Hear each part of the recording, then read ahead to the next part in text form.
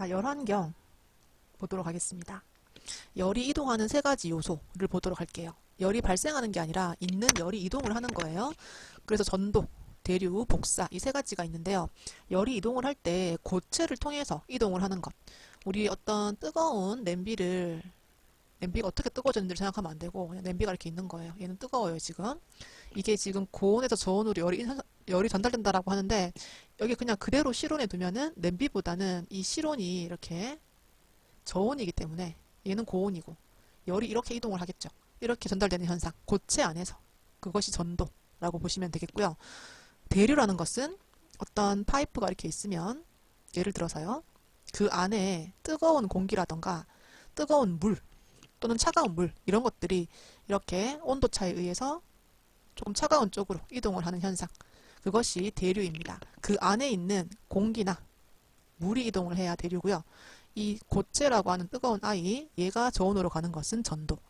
똑같이 고온, 저온으로 전달이 되겠지만 이 주체가 뭔지, 고체인지, 유체인지 이런 것들을 구분을 해야 되는 그런 문제였어요. 자, 그리고 복사라는 것은 전달 매개체 없이 이런 물이나 공기나 이런 고체처럼 전달 매개체가 없이 그냥 열원 옆에 내가 이렇게 있는 거예요. 우리 대표적으로는 여기 영어 보시면 라지에이션이라고 돼 있죠. 라지에이터가 이렇게 있고 그 자체가 뜨거운 거죠, 지금 이렇게. 그 옆에 사람이 이렇게 서 있는 거예요. 그러면 열이 바로 어떤 매체를 통하지 않고 바로 따뜻한 공기를 그냥 이렇게 바로 느끼는 그런 것들을 복사 현상이라고 보는 거고요. 우리 요즘 살고 있는 집이요. 바닥에 이렇게 난방하잖아요. 그러면 우리는 직접 그 바닥에 앉아서 따뜻함을 느끼는 그런 난방을 많이 하는데 온돌 난방이죠. 그런 것들을 복사 난방이라고 얘기를 하는 거고요. 어떤 이런 복사 난방 자체가 어떤 공기를 데워서 그 공기를 따로 뭐 담아서 가지고 오는 게 아니라 직접 우리는 방바닥에 이렇게 발을 대면은 따뜻하네라고 느끼는 그런 것들이 복사 난방 또는 복사 현상이라고 보시면 되겠습니다. 이 세 가지 구분 한번 해주시고요. 옆에 참고해 보시면 유효 온도, 감각으로 느껴지는 유효한 온도인데요. 온도만 보는 게 아니라 습도와 기류까지 같이 나한테 느껴지는 온도라고 보시면 되겠습니다. 그리고 열환경은 어디까지 보냐면 이 유효 온도 플러스 복사열까지 내가 지금 온열 얼만큼 따뜻하다고 느끼는 건지 거기에 이 복사열 이까지 포함된다라고 보시면 되겠습니다. 우리 방 안에 이렇게 가만히 있으면 어떤 온도가 있을 것이고 습도도 있을 것이고 바람도 부느냐 안 부느냐 이런 게 있겠죠. 그런데 바닥에 복사난방이 들어가게 되면은 이것까지 내가 느끼는 열환경이라고 보시면 좋겠습니다. 자, 열 관류 현상 조금 어려운 개념이긴 한데 천천히 한번 보시면은요. 우리가 지금 열 전달과 열 전도 요 두 개를 구분을 한번 해볼 거예요. 열 전도는 우리 방금 살펴봤습니다. 고체 내에서 고온부로부터 저온부로 열이 이동하는 현상이에요. 우리는 지금 예를 들어서 이 벽체를 고체라고 봤어요. 그러면 바깥이 만약에 예를 들어서 35도시고요. 실내가 18도신 거예요. 이럴 때 이렇게 어떤 벽이라는 고체가 없이 공기가 왔다 갔다 하는 것. 이것이 열 전달입니다.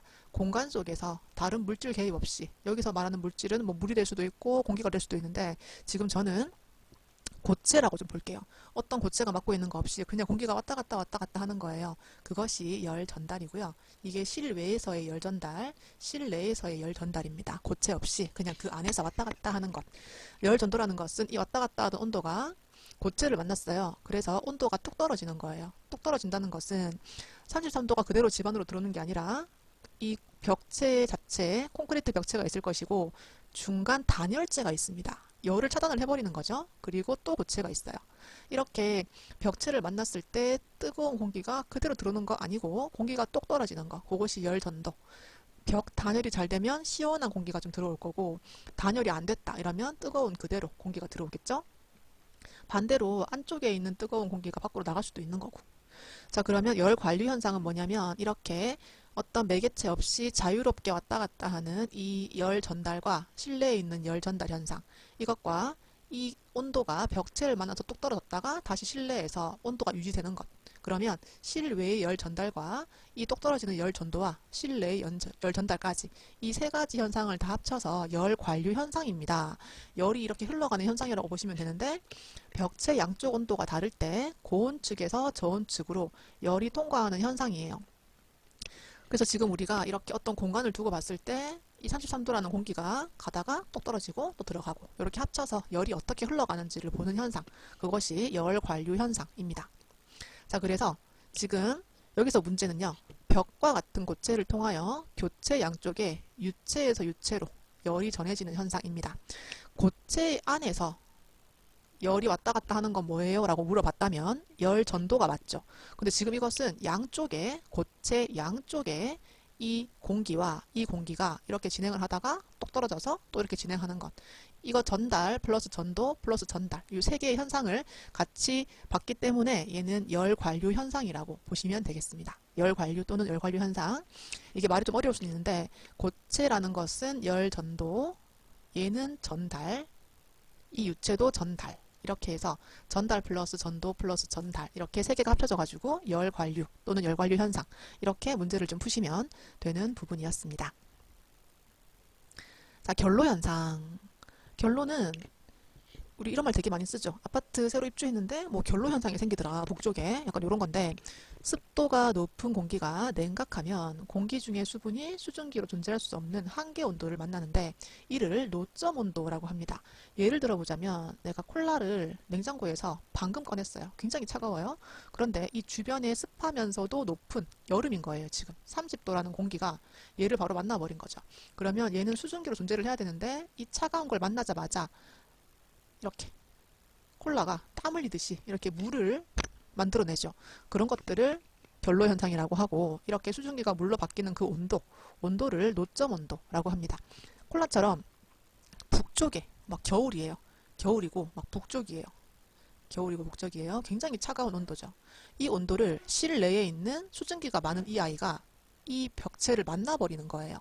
근데 단열이 달렸다면은 실내의 온도가 얘를 만나지 않았겠죠. 근데 단열이 잘 안 됐고 바깥쪽이 너무 추운 거예요. 그럴 때는 이 벽면 안쪽에 송글송글 땀 흘리듯이 이런 결로 현상이 발생을 한다. 물방울이 생기는 현상이 발생을 한다라고 보시면 되겠습니다.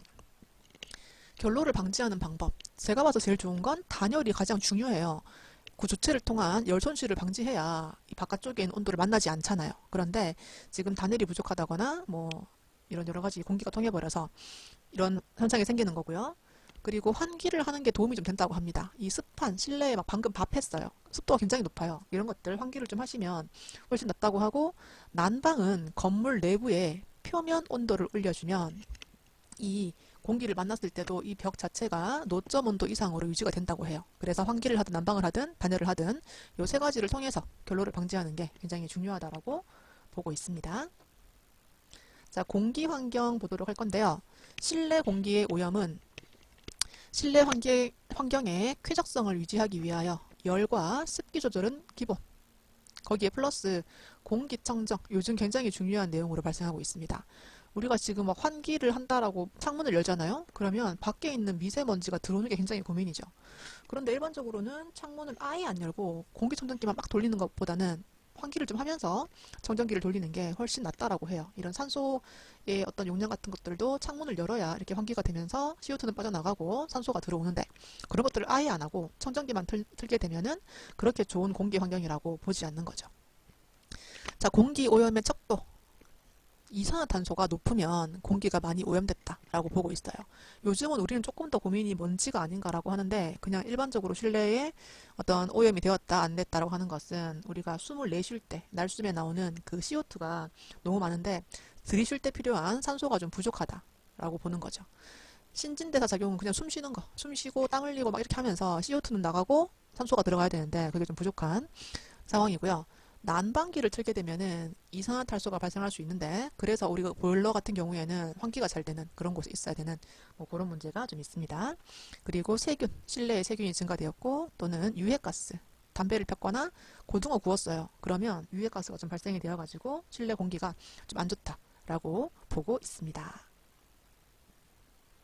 자, 실내 공기 오염인데 왜 주로 이용되는 거지? 이것만 사실 하는 건 아니죠. 요즘은 워낙에 먼지가 좀 중요한데, 기본적으로는 공기 중에 이산화탄소가 얼만큼 있느냐, 그것을 보고 오염이 되었다 안 되었다 라고 보고 있습니다.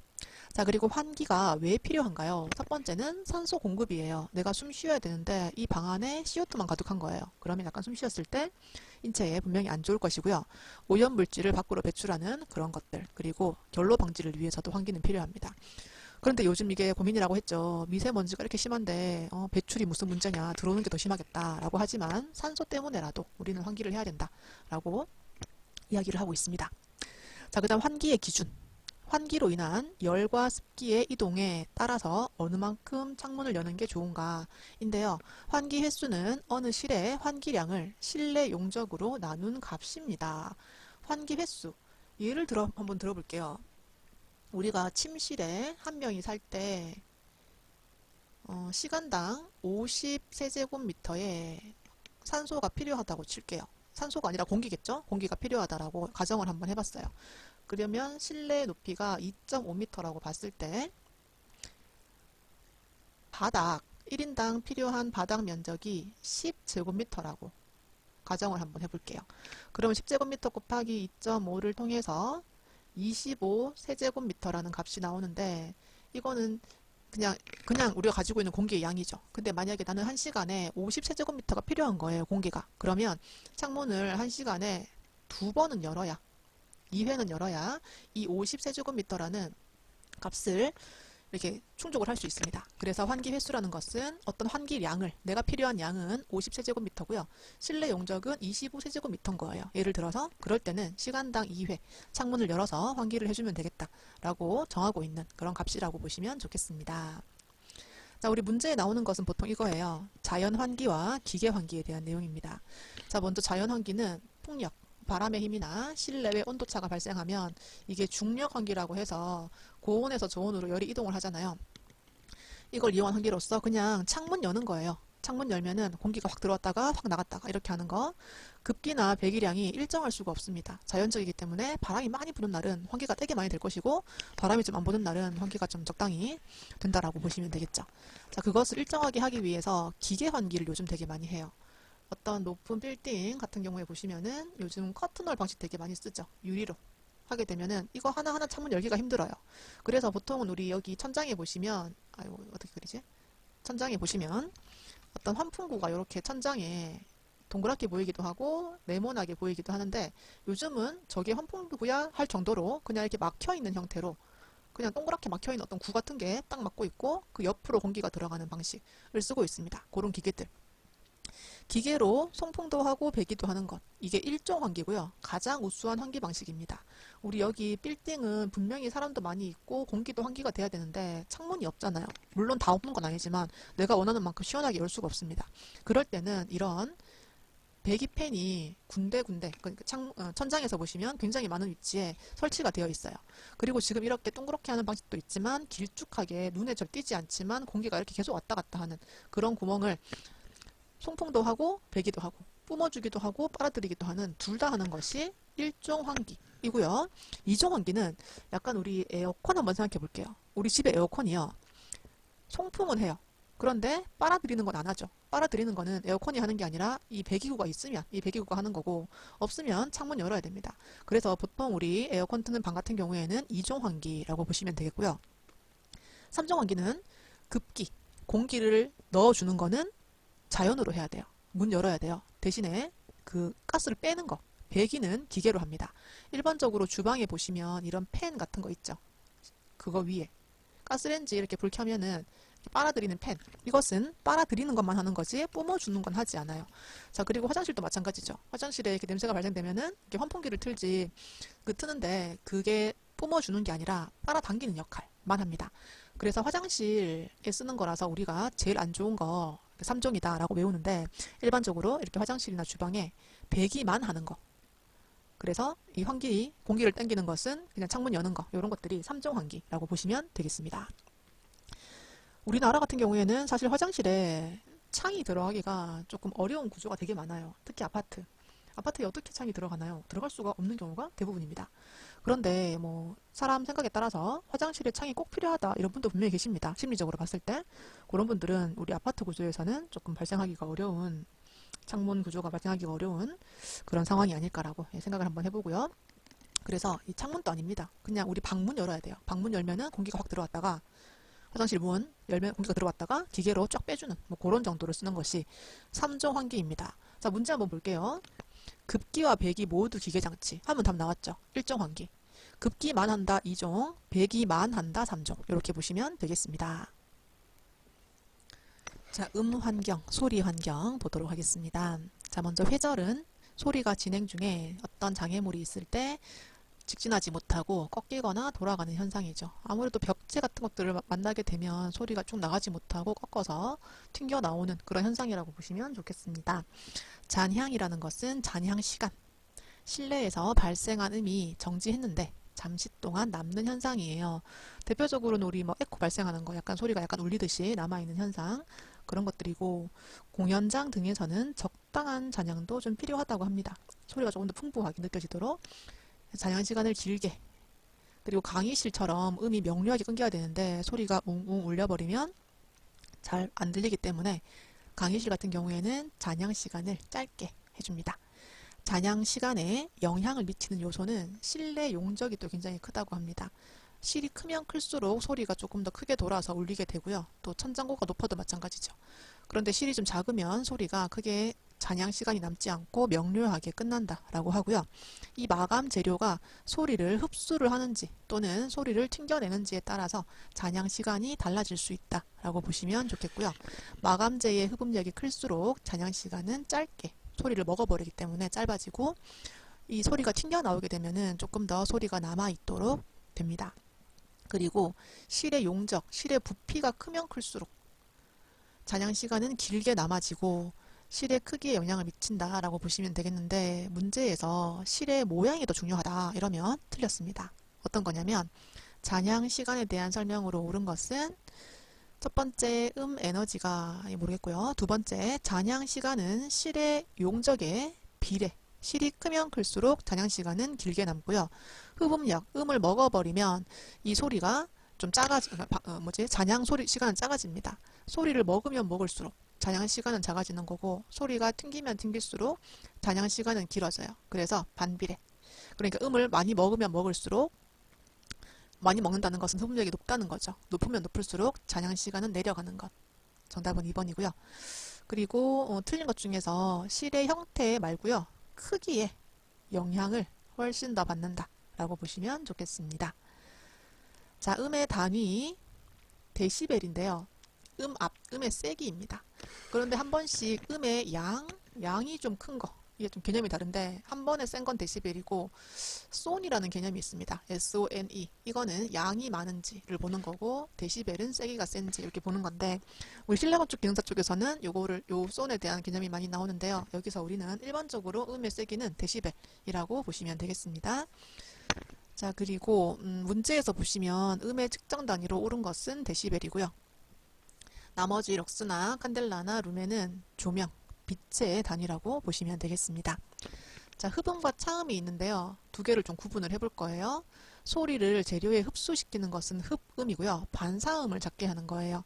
흡음 재료는 밀도가 낮은 다공질 재료입니다. 특히 스티로폼처럼 약간 말랑말랑하고 중간에 이 공극이 많은 것은 소리를 흡수를 하는 거고 요즘 우리 강당 같은 거에 많이 쓰는 목모 보드라는 것은 이렇게 한 장 한 장 보드가 있는데 이 안에 갈대도 있고요. 나무 찌꺼기도 있고요. 이렇게 어떤 섬유질들을 본드에 묻혀 놓은 것들을 목모 보드라고 하는데 이 사이사이에도 구멍이 많아가지고 소리를 잘 흡수를 합니다. 차음은 흡수하는 게 아니라 우리 고속도로에 달리다 보면은 이런 유리판들이 있죠. 벽면에 좀 높게 해서 아파트 단지에 소리를 안 들어가도록 튕겨 나오도록 차단하는 건데 좀 단단한 재료예요. 유리나 금속판이나 콘크리트 같은 것들로 단단하고 치밀한 재료는 소리를 흡수하는 게 아니라 튕겨내는 것. 그래서 차음, 소리를 차단이라고 보시면 되겠습니다. 자, 그리고 빛 환경. 빛의 상태나 화물이 보이는 쾌적도 등의 관점에서 논하는 환경이에요. 자, 먼저 광속은 광원은 이 조명이죠. 조명으로부터 발산되는 빛의 양입니다. 여기서 얼만큼 빛이 나가는가입니다. 자, 그 다음에 광도는 그 광속에 의해서 결정되겠지만 이 빛이 어느 만큼 세게 나가는가입니다. 광속과 광도를 어떻게 구분하나라고 생각을 한번 해봤는데요. 자, 먼저 광속 똑같은 조명이 있어요. 그리고 두 개의 이 광속은 똑같이 나오는데요. 이 조그만 아이가 조금 더 빛이 센 거예요. 이 자체가 발산하는. 그래서 여기서 만약에 어느 정도의 퍼져나가는 빛의 양이 얘는 큰데 조금 약한 거예요. 이 빛 자체가. 근데 요거는 조그만데 센 거예요. 그래서 이렇게 퍼져나가는 양을 다 더했을 때 같다라고 보는 거죠. 그래서 광도는 이 조그만 아이에서 세게 나가는 거, 그리고 큰 아이에서 약간 작게 나가는 거, 이것을 따로따로 볼 수 있는데, 광속이라는 것은 결과적으로 봤을 때 여기서 만약에 10이라는 빛이 나갔는데 여기서도 10이라는 빛이 나간 거예요. 그러면 결과적으로 어느 정도의 빛이 나갔는가를 저는 광속으로 좀 이해를 합니다. 그래서 광도는 조그만데 세게 나가는지 큰데 조금 덜 세게 나가는지 이런 것들을 좀 보는 걸 광도라고 봤으면 좋겠고, 광속은 결과적으로 어느 만큼 나갔는가로 저는 봤으면 좋겠어요. 이 두 개가 좀 외우기가 좀 어려워서 이렇게 설명을 한번 해봤고요. 제가 또 그림으로 표현할 때도 이렇게 크기가 다른 두 개의 조명이 있는데 이 친구의 광도가 다른 거죠. 최종적으로 어느 정도 발전되는가, 그것은 같게 나올 수 있다 라고 저는 설명을 한번 드려보고 싶습니다. 자, 그리고 조도라는 것은 이 광속으로 인하여 어떤 평면에 빛이 도달을 한 거예요. 어느 만큼 도달했는가의 문제입니다. 단위 평면에 입사하는, 들어오는 빛의 양입니다. 그래서 이 조명 자체 밝기에 의해서도 조절이 되겠지만, 이 마감재가 어떤 반사도가 별로 안 높으면 조도가 좀 낮게 나올 수가 있고요. 벽체에서도 이런 반사도가 높으면 어떤 면적에 들어갔을 때 좀 많이 튕겨서 들어갈 것이고, 이 벽체가 좀 시꺼매서 이 벽체의 영향으로 조도가 낮아질 수도 있고 높아질 수도 있고, 이거는 결과적으로 어느 만큼 들어왔는가라는 것을 얘기하고 싶습니다. 어느 장소에 대한 밝기입니다. 이거는 마감재 영향이 있기 때문에 같은 광속으로 오더라도 달라질 수 있다라고 봤으면 좋겠어요. 자, 그리고 휘도. 이것도 조금 이해하기가 어려운데, 휘도는 이 표면 자체의 밝기를 이야기합니다. 이 표면. 우리가 지금 광속과 광도도 조금 구분이 안 된다고 했는데, 다시 한번 정리하면 이 조그만 아이가 세게 빛을 발했고 얘가 약간 약하게 빛을 발한 거예요. 그래서 결과적으로는 광도는 얘가 더 높고 얘가 더 낮은데, 결과적으로 광속이 두 개가 같이 나올 수 있다라고 우리가 이해를 한번 해봤습니다. 자, 그럼 휘도라는 것은 어떤 디스플레이 패널을 예로 한번 들어볼게요. 디스플레이 패널, 이렇게 뒤쪽에 어떤 조명들이 짜글짜글짜글짜글 들어있는 거예요. 조그만 조명들이. 이렇게 들어왔을 때 요즘 뭐 QLED 이런 말 있죠. 얘들이 좀 밝게 켜지면서 이 표면 자체가 굉장히 밝게 표현이 되는 방식. 요거를 뭐 QLED라고 보는데, 이 표면 뒤에서 쐈을 때 이 표면, 이 화면의 표면이 어느 정도 밝아지는가, 그것을 휘도라고 봅니다. 그래서 얘는 면적당 광도를 봐요. 요 면적당 어느 정도의 센 빛이 나오는가, 요런 것들을 계산을 해서 이 전체의 휘도가 얼마인지를 봅니다. 그래서 우리가 이 단위가 니트라는 단위도 쓰지만 제곱미터당 몇 칸델라, 그러니까 제곱센티미터당 몇 칸델라가 나오는가, 어느 정도의 광도가 얼만큼 세게 나오는가, 이렇게 계산을 하는 것이 휘도예요. 그래서 이게 약간 눈부심과도 관계가 있고, 이게 너무 어두워 버리면, 이 휘도가 너무 안 나와 버리면 화면을 이렇게 눈으로 봤을 때 잘 안 보일 수도 있고, 그렇다고 너무 세게 해버리면 눈이 부실 수 있고 해서 이 디스플레이 패널의 표면의 밝기가 어느 만큼 되는가, 이것이 휘도입니다. 공간과 관련되는 것은 조도, 빛 자체의 세기는 광도, 이렇게 작은 빛과 큰 빛이 했을 때 최종적으로 여기서 발산되는 양, 그것이 광속, 이렇게 좀 구분을 하셔가지고 공부를 하시면 좋겠고요. 그리고 단위는 여기에 맞게 좀 외워주시면 되겠고요. 광도는 칸델라라고 돼 있잖아요. 그래서 옛날에 우리 캔들, 촛불을 몇 개 정도 켠 밝기인가 이렇게 했었다고 합니다. 그래서 가장 기본적인 광도, 빛의 세기는 촛불 몇 개 켰냐 요 밝기고요. 이렇게 했을 때 얘는 촛불을 뭐 3개 켰을 때의 밝기, 얘도 크기는 크지만 촛불을 3개 켰을 때의 밝기, 이렇게 해서 광속이 크기는 다르지만은 같을 수도 있다 라고 머릿속에 정리를 한번 해보고요. 조도는 이런 벽체 자체의 반사도 또는 천장의 반사도에 따라서 어느 정해진 평면의 밝기는 달라질 수 있어요. 그것을 최종적으로 평면에 들어온 양을 조도, 장소에 대한 밝기. 요거는 개념이 이 두 개랑은 완전히 다르죠. 그리고 휘도는 특이한 것이 요 표면인데요. 디스플레이 패널, TV 또는 모니터를 휘도를 생각할 때 떠올려 주시면 조금 더 외우기가 편합니다. 자, 그리고 명시성, 대상이 잘 보이는 정도의 기본 조건은 일단은 밝아야 되고요. 그리고 작은 것보다는 큰 게 잘 보여요. 그리고 바탕이 밝으면 조금 어두운 게 잘 보이고, 바탕이 어두우면 밝은 게 잘 보여요. 반대로 보는 거죠, 이렇게. 대비가 좀 되는 것이 좀 눈에 더 잘 보인다라고 보시면 좋겠습니다. 그리고 조명의 4요소는요. 방금 봤던 명시성의 3요소, 밝고 크고 대비되는 것도 중요하지만 노출이 되면 될수록 오래 보면 볼수록 더 잘 보이는 그런 현상이다라고, 잠깐 보는 것보다는 이렇게 계속 보는 게 조금 더 잘 보이는 그런 요소가 될 수 있다.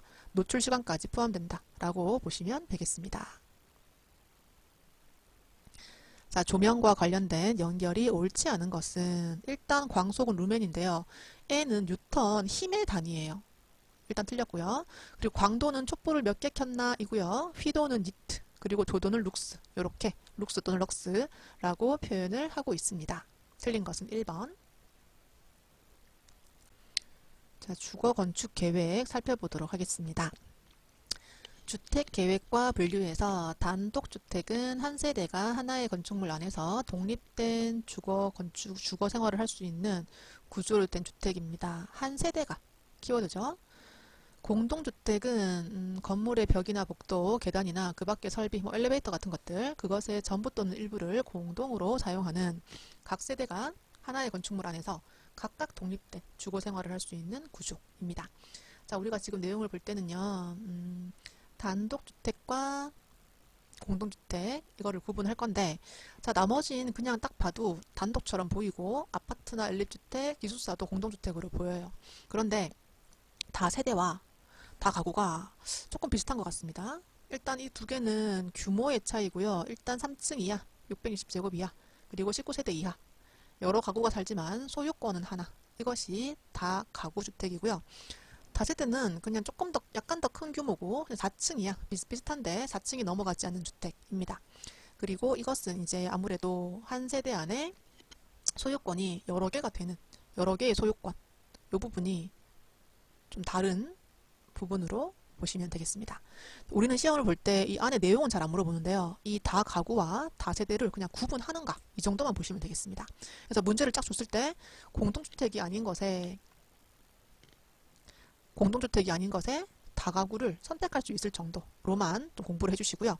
다세대나 연립이나 아파트는 공동주택에 속한다라는 것을 구분할 수 있을 정도로 공부를 해주시면 좋겠습니다. 자, 참고해 보시면 층수를 선정할 때 1층 전부를 필로티 구조로 하여 주차장으로 사용하는 경우에는 해당 층을 주택의 층수에서 제외합니다. 필로티라는 구조는 예전에 우리 그 르꼬르비지에님께서 많이 쓰시던 뭐 그런 구조였고요. 요새 원룸 한번 가보세요. 앞에 보시면 주차장을 이렇게 기둥으로 띄워버린 그런 상황이 됩니다. 벽은 없고요. 벽은 없어야 돼요. 이렇게 해서 이 안쪽으로 자동차가 주차를 한다. 이렇게 되면 2층은 한 층으로 보지 않고 여기서부터 1층이라고 볼 수 있는 거. 그걸 보시면 되겠고요. 그리고 연립주택과 다세대주택의 경우 2개 이상의 동을 지하 주차장으로 연결하는 경우에도 이렇게 위로 올라온 동이 2개고요. 지하가 이렇게 붙어 있는 경우 되게 많아요, 요즘. 지하를 들어가 보면, 이렇게 램프를 타고 들어가 보면 넓게 주차장을 다루 쓰죠. 아파트도 마찬가지예요. 그러면 여기 이것을 한 동 한 동으로 당연히 보는 거. 이것을 뭐 따로 동으로 봐달라. 이건 안 된다. 라고 이해를 좀 해주시면 좋겠습니다.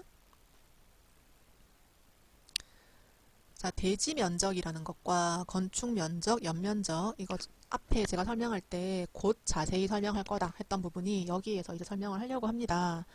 자, 먼저 대지 면적이라는 것은 대지 자체의 수평 투영 면적, 하늘에서 봤을 때 이렇게 면적이라고 보시면 되겠습니다. 건축 면적이라는 것은 건축물의 외벽의 중심선으로 둘러싸인 부분의 수평 투영 면적.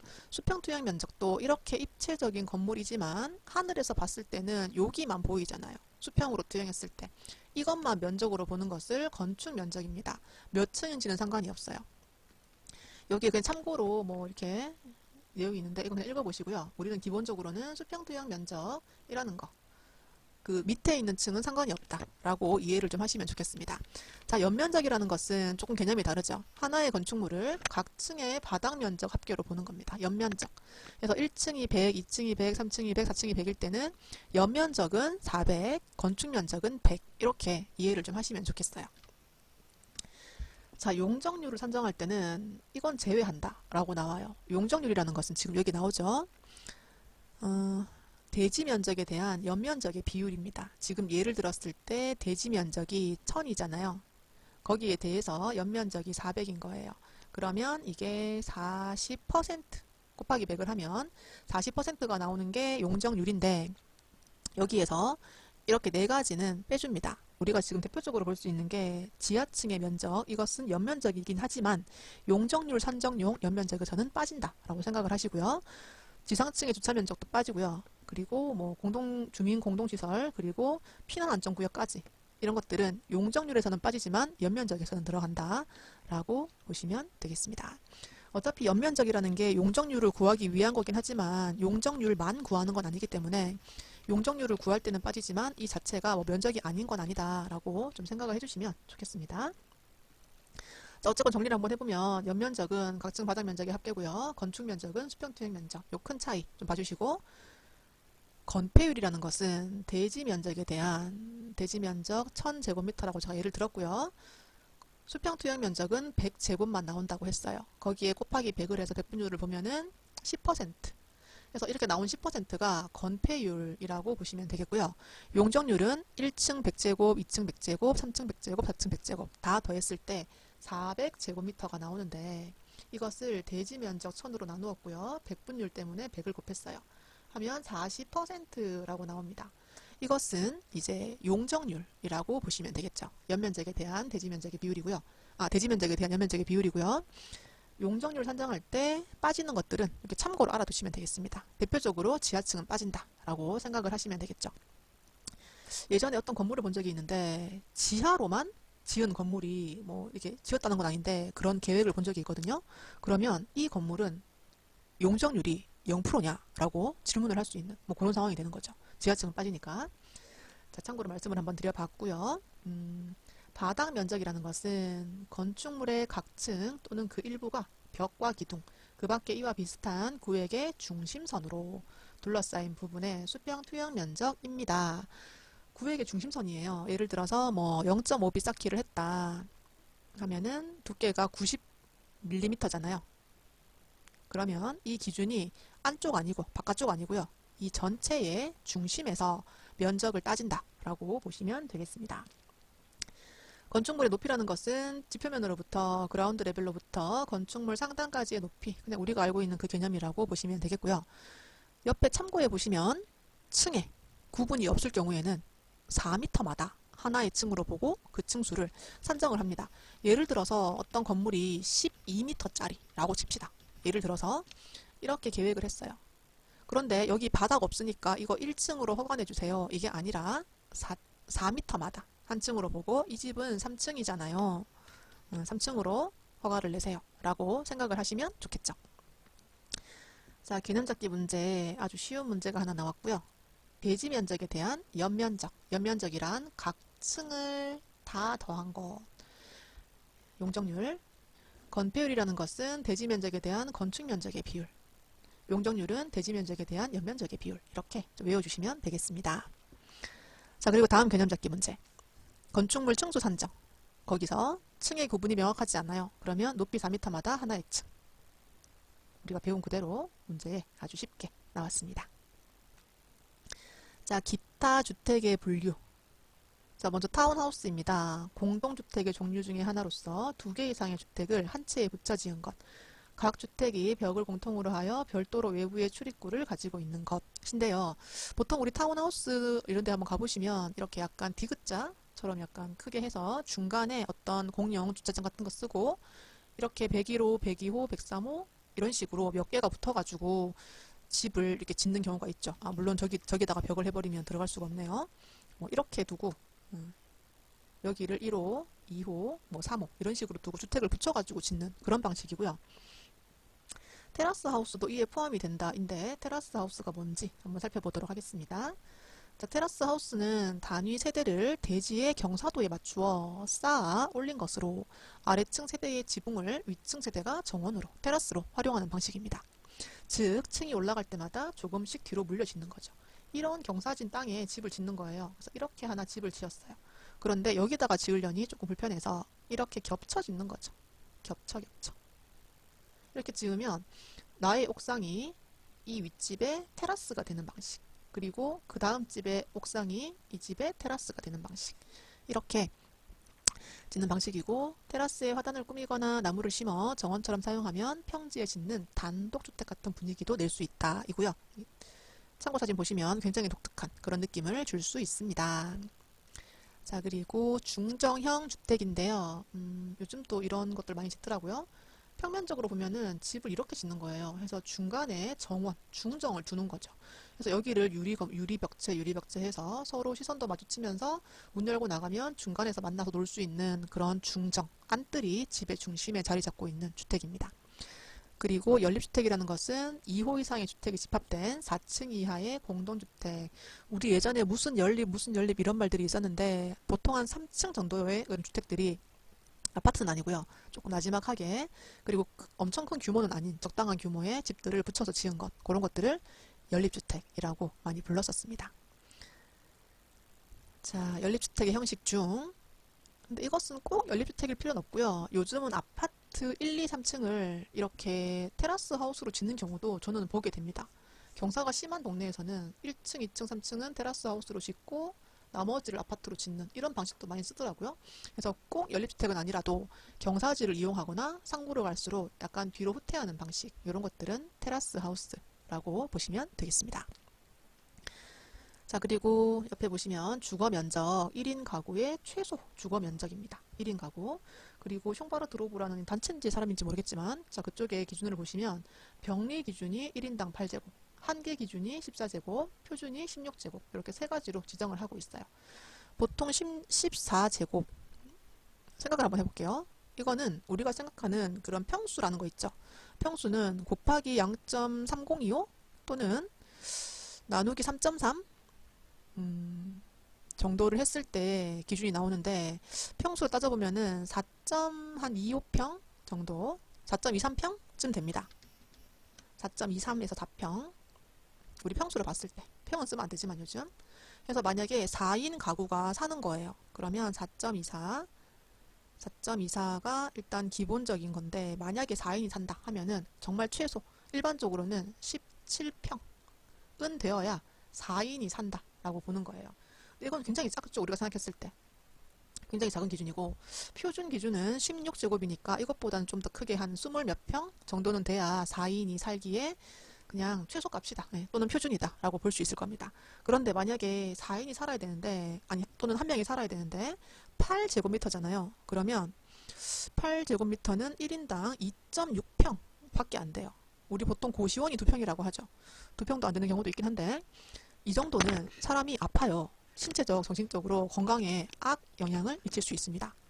그러니까 이게 뭐 어떤 걸 비하하는 게 아니라 만약에 이렇게 좁은 공간에 살면 약간 산소량 이런 것도 분명히 부족할 것이고 또 심리적으로 굉장히 압박되는 느낌이 있을 겁니다. 그래서 8제곱 이하가 되면 좀 심적으로 또는 정신적으로 또는 신체적으로 불편할 수 있다 라고 하는 이 병리 기준을 정해놨어요. 그것이 8제곱 이하고요. 한계점 아무리 좁아도 4인이 살 때는 17평 이상은 되어야 좀 심적으로 또는 신체적으로 좀 덜 아프다. 그것이 한계 기준이고 표준은 20평은 되어야 4인이 살았을 때 뭐 적당하다라고 기준을 정해놓은 겁니다. 그래서 병리 기준이 8제곱, 한계가 14제곱, 표준이 16제곱 여기까지 한번 생각을 해볼 수 있는 그런 면적이다라고 말씀을 드리겠습니다. 자, 그리고 또 나왔죠. 한계 기준. 아, 4회 학자군요. 단체가 아니라 사람이었네요. 4회 학자 숑바르 드로브라는 사람이 병리 기준은 8제곱이었는데 그럼 한계는 얼마냐? 한계는 14였고요. 표준이 16이었어요. 그래서 지금 이 두 가지 부분은 아직까지 문제에 좀 많이 나오기 때문에 살펴볼 만하다라고 말씀을 드리겠습니다. 자, 그리고 주거 생활인데요. 이 문제가 아직까지 꽤나 많이 나온다고 합니다.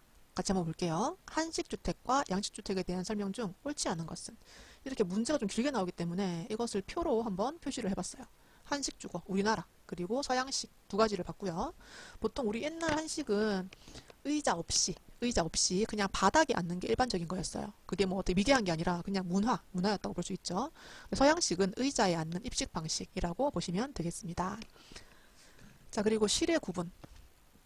방 안에서 여러 가지를 했어요. 그래서 이거 지금 양식은 거실에서는 놀기만 놀고 침실에서는 잠만 자고 식당에서는 밥만 먹고 이게 양식이라고 치면은 한식은 다용도였죠. 위치에 따른 구분이었어요. 이렇게 집이 있으면 디귿자로 있다고 보고 조금 바깥쪽에 있는 거 이거는 남자들이 많이 쓰는 사랑채였고요.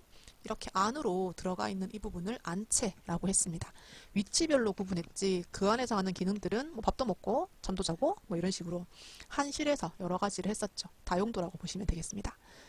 자, 그리고 평면의 구성은 은폐적이고요. 이렇게 바깥쪽에서 봤을 때 문이 안쪽에 있어서 굉장히 좀 은폐적이고, 또 이렇게 사랑채라던가 행랑채라던가 안채라던가 이렇게 분산적으로 건물들이 따로따로 한 대지 안에서도 따로따로 있는데, 양식은 굉장히 밖에서 봤을 때 창도 크고 막 이렇게 봤을 때 창도 크고 문도 바로 도로에 접해 있고 뭐 이런 식으로 개방적이고, 이 평면적으로 봤을 때 한 건물 안에 그냥 방이 나누어져 있는 게 일반적인 상황이었어요. 현관 들어가서 뭐 이렇게 거실 있고 방 있고 주방 있고 이렇게 안쪽에 집중되어 있는 방식. 이래서 조금 그냥 문화가 다르다라고 보시면 되겠습니다. 자, 그리고 구조는요, 가구식 구조를 많이 썼어요. 이 목재를 짜맞추기를 해서 이렇게 길고 긴 부재를 짜맞추기 한 것을 가구식이라고 하고, 양식은 보통 예전에는 벽돌을 쌓아 올렸었죠. 요즘은 콘크리트 건물 다 쓰지만 이렇게 벽돌을 쌓아 올린 것을 조적식이라고 합니다. 자, 그리고 구조적으로 봤을 때 한식은요, 바닥이 꽤 높아요. 높다는 것은 우리 보통 이렇게 한식 주거에서 봤을 때 이 아래쪽에 보통은 온돌 들어가죠. 그래서 이렇게 마루가 이렇게 올라가고 신발 밖에 벗어놓고 으쌰 올라가야 됩니다. 이렇게 해서 바닥이 약간 높은 편이고요. 양식은 그냥 그라운드 레벨에 비해서는 바닥은 거의 계단 한두 단 정도 올라가서 바로 들어가는 방식이 좀 차이점이라고 보시면 되겠습니다. 자, 그리고 개구부 뚫린 부분이 크다 작다인데, 이건 그냥 되게 예전 양식을 봤을 때 이렇게 집이 있으면 이렇게 집에 비해서 작은 창문을 가지고 있었어요. 그런데 한식 같은 경우에는 이렇게 마루 있고 대청마루 있고 문이 거의 이만큼 다 열리죠. 이게 다 문이에요. 이렇게 해서 그 실에 비해서 굉장히 개구부가 크다라고 보시면 되겠습니다. 자, 그리고 설비는 바닥에서 온돌 하기 때문에 온돌 바로 이렇게 불을 떼서 그 바닥 자체를 뜨겁게 만드는 거 해서 어떤 매개체를 통해서 오는 게 아니라 바닥 자체가 뜨거우니까 거기에 그냥 내 몸을 대는 거예요. 그래서 다른 매개체 없이 바로 뜨거워지는 것을 복사난방. 그리고 양식은 라지에이터, 우리나라는 그렇게 많이는 안 쓰는데 이게 서양에서는 대부분 뜨거운 물이나 공기를 흘려서 이 관에 흘려서 이 관에서 열기가 나오는 이 대류식 난방, 공기를 데피는 방식, 그것이 양식과 한식의 좀 차이점으로 보고 있습니다. 자, 그럼 문제를 잠깐 보실 건데요. 옳지 않은 것은입니다. 한식은 좌식이고 바닥에 앉고, 양식은 의자에 주로 앉았죠. 그리고 한식의 가구는 부차적이에요. 가구가 뭐 침대가 엄청 크게 차지하고 이렇지 않고 이불 펴고 접고 막 보료 같은 거 펴고 접고 이랬는데, 양식에서는 가구가 이 방을 결정하는 그런 요소라고 보시면 되겠습니다. 그리고 한식은 방이 다용도라고 했죠. 방에서 밥도 먹고 잠도 자고 대화도 나누고, 그런데 양식은 거실에서는 놀기만 놀고 식당에서 밥만 먹고 그리고 방에서는 잠만 자는 그런 단일 용도입니다. 그래서 3번이 반대로 설명했다라고 보시면 되겠습니다. 그리고 한식은 굉장히 은폐적인데 양식은 창이 밖으로 나와 있는 이런 개방적인 형태라고 보시면 되겠습니다.